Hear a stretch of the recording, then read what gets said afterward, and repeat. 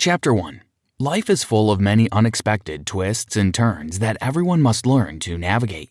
To introduce you to the values that Toltec inspires, Ruiz describes a young man who was captivated by the words of a guru. This young man had a strong urge to invite the guru to his home. Once the guru accepted his invitation, the man got to work and got the finest food, clothes, and wine to offer him. However, to his disappointment, the master guru did not show up. Instead, 3 strangers on 3 different occasions came knocking. And on each occasion, the young man fed and clothed them with the food, wine, and clothes he had prepared for the master. At the end of the day, the man realized that the propensity to give out what he had prepared for a special guest to total strangers was in fact an act of kindness that the master would have expected from an astute student like him. As such, the young man's disappointment disappeared, and he reveled in the fact that he had put words into actions. In essence, he had become a master since the words of the guru lived in him, and he had learned to act on them.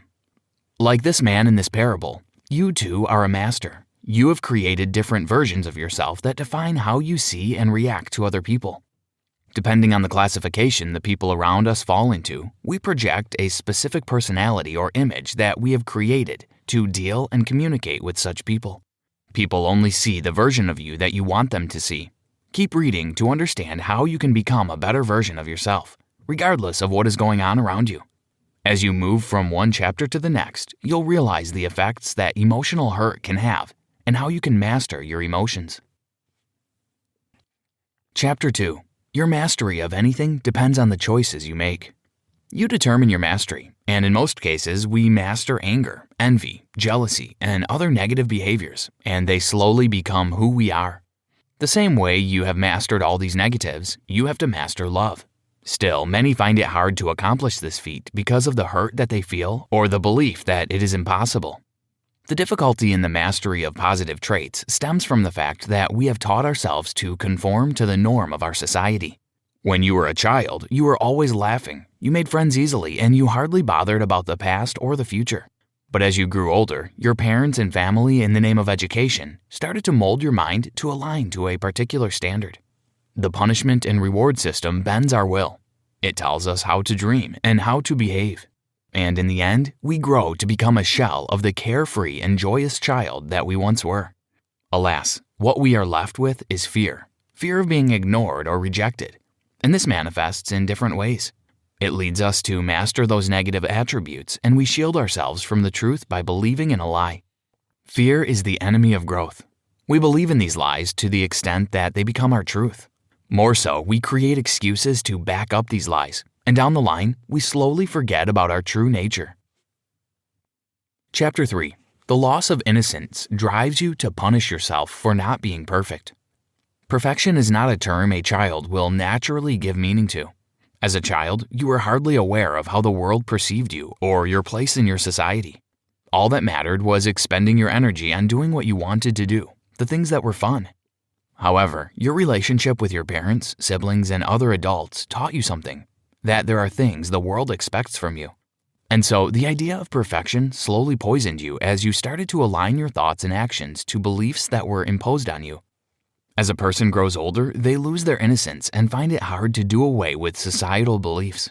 This distorts a person's capacity to love, and what they have left is a poisoned mind that often revels in the standards set for you by others. The same mind-limiting framework governs the way you relate with others. If an individual had an abusive relationship with their parents, they might find themselves gravitating towards abusive relationships. The susceptibility to crave abuse is a result of a poisoned mind, as they have come to believe that being abused is the only way to get attention, or it is the only way to remember that they deserve to be punished for not being good enough. Relationships must have their foundation in true love and not in the need to get someone to validate your actions or make you happy. Being deeply loved by someone gives you strength, while loving someone deeply gives you courage. Lao Tzu. In essence, someone that claims to love you should not consider the responsibility to make you feel good. If you cannot teach yourself to cherish your joy, you will discover that the people you depend on for your daily slice of happiness will one day let you down. Happiness comes from within, and you will discover that relationships do not last because we subject our happiness to the actions or inactions of the people we love. Chapter 4. The quality of any relationship depends on the attitude of all the parties involved. Many confuse love for fear because the narrative that everyone interacts majorly for companionship hides our true intent. Love does not depend on obligation or expectations. On the other hand, it is fear that drives you to demand that the people you claim to love to conform to a particular standard. You expect them to act in a certain way. You ask that they do something, so you too could have a reason to reciprocate. Also, love is respect. You should not go all out to control or change the people you love. Furthermore, love is always kind. In contrast, fear drives you to anger, which is basically a mask for fear itself. Love embraces responsibility. If you truly love someone, you will never shy away from the responsibilities that the relationship places on you. Likewise, love is unconditional. There is no reason to be ashamed of the people you claim to love. You do not judge them or look for justifications to tie your feelings to. We love the things we love for what they are. Robert Frost. You will only love a man or a woman that you don't feel the need to change or improve. Remember that love is unconditional. Therefore, you must identify the strengths and the flaws of your partner and accept them. Love thrives when two people with matching preferences and goals come together. Also, do not project your sadness on your spouse. Realize that everyone has his or her own baggage, and so carry yours. However, this kind of love is embedded in self-discovery. You cannot choose the right person when you don't know who you are and the things you cherish. You will also find it difficult to accept your spouse for who he or she is if you are yet to accept yourself. Chapter 5. To ensure a happy relationship, one has to go into it for only the right reasons. People get addicted to love because they go into relationships for all the wrong reasons. They know what loneliness and rejection mean. Therefore, as soon as they get a sniff of love, irrespective of who it is coming from or the person's intentions, they jump at it. This type of love is devoid of the analysis mentioned in the previous chapter, as the major motivator is the fear of being alone. This same fear will spur such people to become obsessive. They're scared of returning to their state of loneliness, and so they hold on for their dear life. Instead of loving out of fear, the author advised that you first take the step to love yourself. Self-love will help you cherish being alone, which will stop you from jumping into a relationship for the wrong reasons. Once you learn to love and respect yourself, it becomes difficult to settle for less. It becomes clear to you that relationships should emanate from a desire to want and not a survival instinct that propels neediness.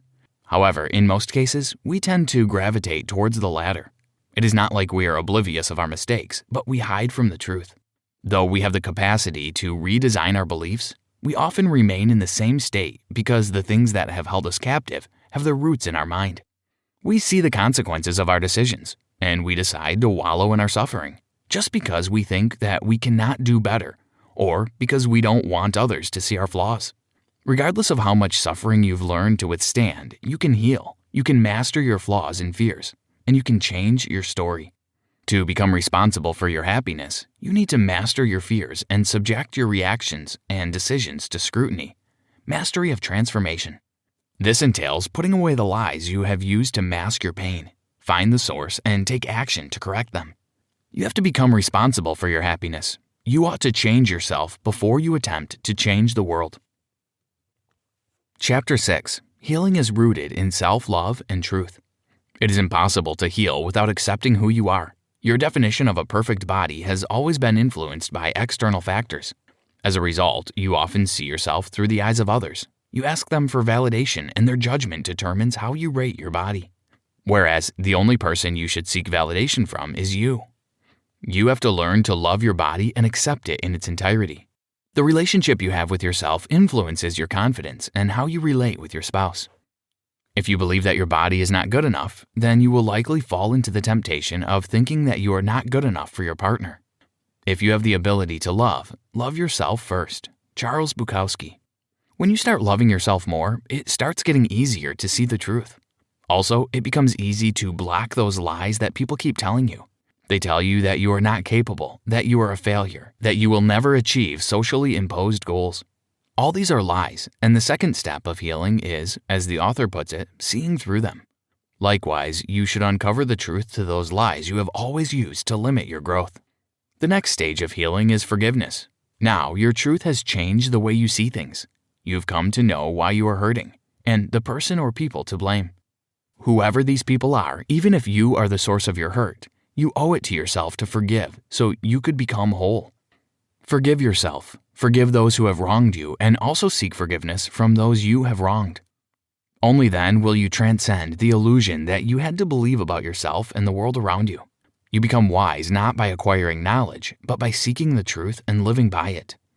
Did you know, many years ago, the Toltec were referred to as people of knowledge. They were skilled men and women who came together to study the practices of the ancient ones. Conclusion. There are a few things that you have the power to change, and one of them is you. Only you can choose to see the truth when the world tries to feed you lies and illusions. You can master your body and your mind, define your goals, and you can stop letting other people set them for you. Your emotions are valid. The hurt, excitement, sadness, and everything in between are important. If you feel any emotion, you should take the time to analyze and address it as soon as possible. Your thoughts are also valuable, and you should never talk down on yourself. Life is unpredictable, and sometimes you might be met with disappointment, heartbreak, or even traumatic events. Remember that these happenings do not define you, and you still have the power to choose your truth. Others might try to hurt you, but you decide whether or not you'll allow them to get to you. So study yourself deeply and determine what works for you. Understand how you can break free of your past hurts and choose yourself in many situations always. If someone or somewhere keeps draining your energy, find a way to remove yourself from that situation. Try this. Write a list of things or memories that hurt you or those that still haunt you. Trace these memories or events to a source and work on forgiving the people that you believe caused them. Remember that you can be the source of your hurt. Forgive yourself, too.